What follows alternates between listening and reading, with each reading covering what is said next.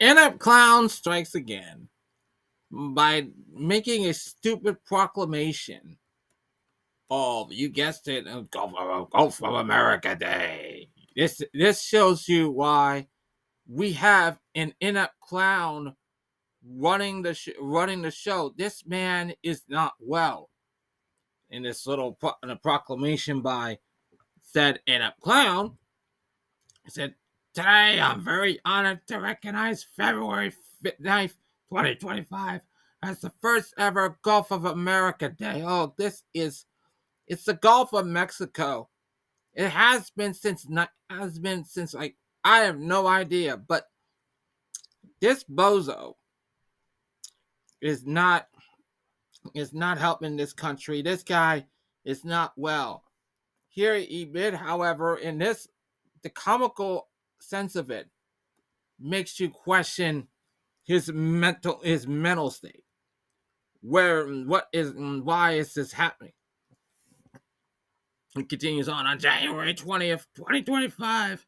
I signed Executive Order 14172, restoring names that honor American greatness.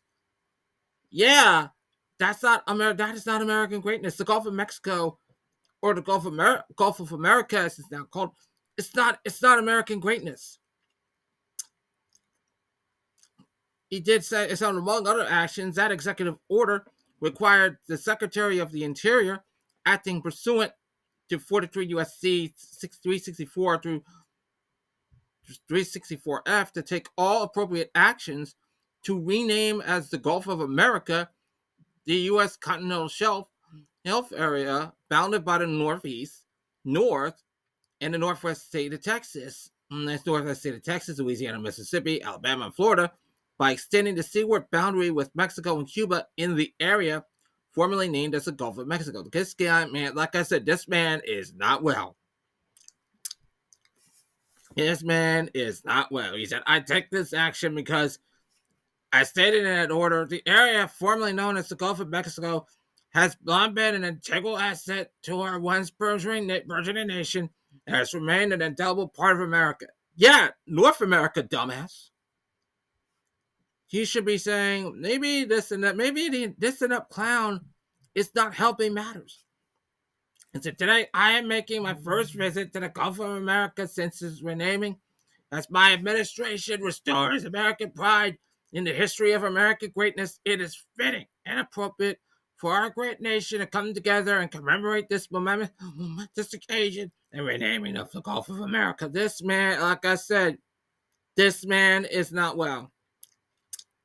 Now, therefore, and that clown, that by virtue of the authority vested in me by the Constitution and the laws of the United States, I do hereby proclaim February 9th, 2025 as Gulf of America Day.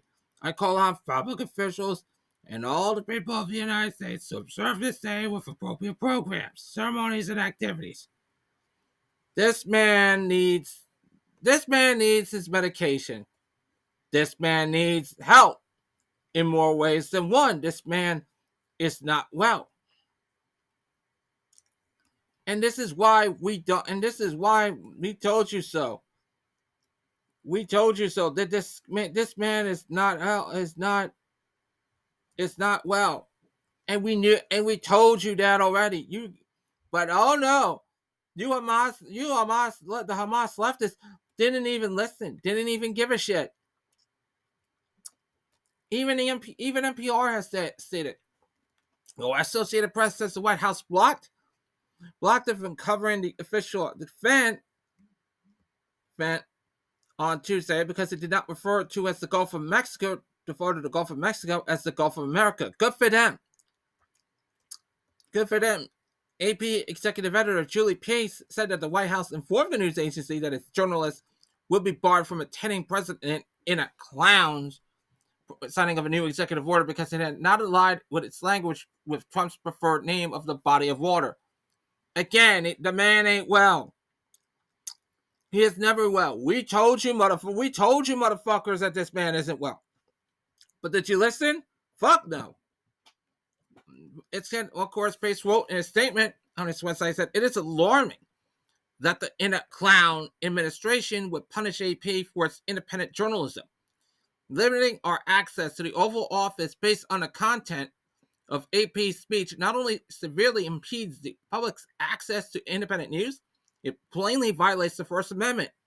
This act violates the First Amendment. This motherfucker is violating the Constitution already. This motherfucker is making money. He's based on his businesses. He's not taking a salary when he's president. This motherfucker and his butt buddy motherfucker Elon Musk, they're raking in money off their businesses. The event was newsworthy. The Inept clown and his advisor, billionaire Elon Musk, spoke of the sweeping cuts they were making to the federal government as part of Musk's government efficiency effort known as the Department of Government Efficiency. Yeah, that is why Trump isn't an Inept clown, and we knew that already. Trump signed an executive order on his first day renaming the Gulf in recognition of its flowing economic resource and its critical importance to our nation's economy and its people. He wanted to name it based on his ego. Of course, the White House has not replied to the NPR's request for a comment. It comes as the Inept clown's administration applies increasing pressure on mainstream news outlets, though limiting access to key venues and launching investigations. AP Stylebook is not only used by its own journalists, but by other news outlets and institutions around the globe. In its guidance, the AP advises that the body of water to the east of Mexico stretches from Texas to Florida should retain its historic title. This man is, like I said, this man is a nut clown. Y'all don't listen. Y'all not listen. He said the Gulf, the updated Stylebook entry states, the Gulf of Mexico has carried that name for more than 400 years. Refer to it by its original name while acknowledging the new name Trump has chosen. Of course, the U.S. Geological Service has officially adopted Gulf of America. Of course, Apple and Google apps also call it by that name when searched by users based in the U.S. Outside of the country, Gulf of Mexico is still used. Of course, as the AP Stylebook notes, Trump's order only carries authority within the United States. Mexico, as well as other countries and international bodies, do not have to recognize the name change. They do not. Because other news organizations offer support for the 840 AP. Politico's Eugene Daniels, president of the White House Correspondents Association, said this: the White House cannot dictate how news organizations report the news, nor should it penalize working journalists because it is unhappy with the editor's decisions. The move by the administration to bar a reporter from the Associated Press from an official event open to news coverage today is unacceptable. Of course, the move is in keeping with others against the press. Under the Stefan Secretary and former Fox News host Pete Hegseth, the Pentagon has dislodged 8 news organizations from the workstations there, including the NPR, the New York Times, NBC News, CNN, Washington Post, Politico, The Hill, and the War Zone.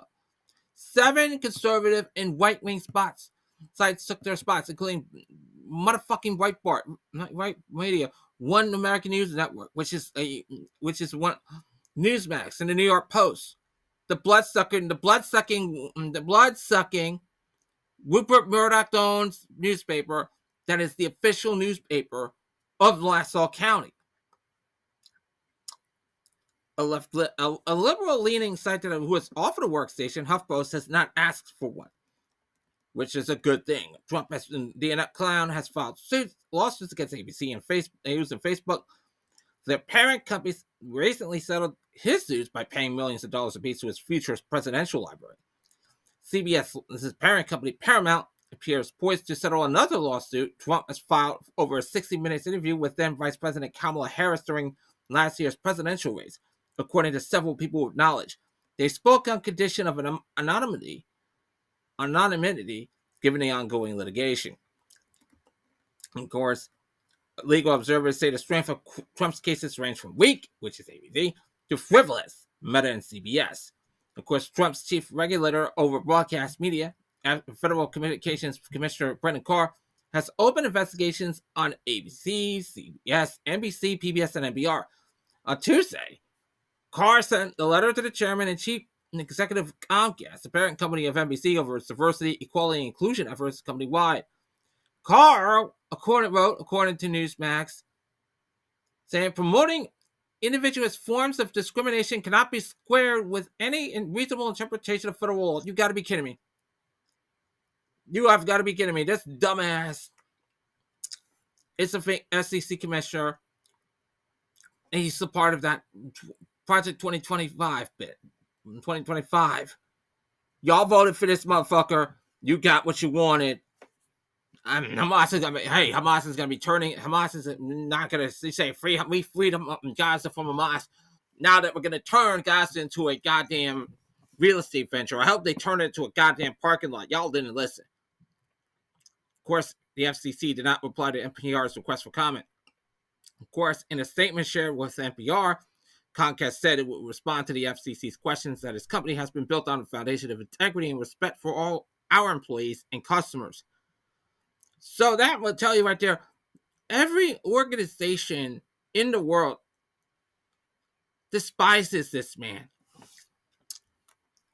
I am shocked and dumbfounded to know that this bozo has become more and more and more enamored with his own personal ego. And this ego is not helping matters, folks. Trumpism is cancer. Y'all didn't listen. We all told you so. And now we all have to suffer for this shit. You know what? I get it. And I get it. Nobody. I have never in my life said that this man is a complete smart guy. This man is an inept clown, pure and simple, and everybody is buying into it. I hate it. That's what happens. Always feel free to like and subscribe, as it helps the channel out a lot. We'll try to, and also feel free to check me out on social media platforms in the description. Stay happy, stay healthy, be a good human being, and I'll be back next time. Take care of yourselves, and that's all you need to know.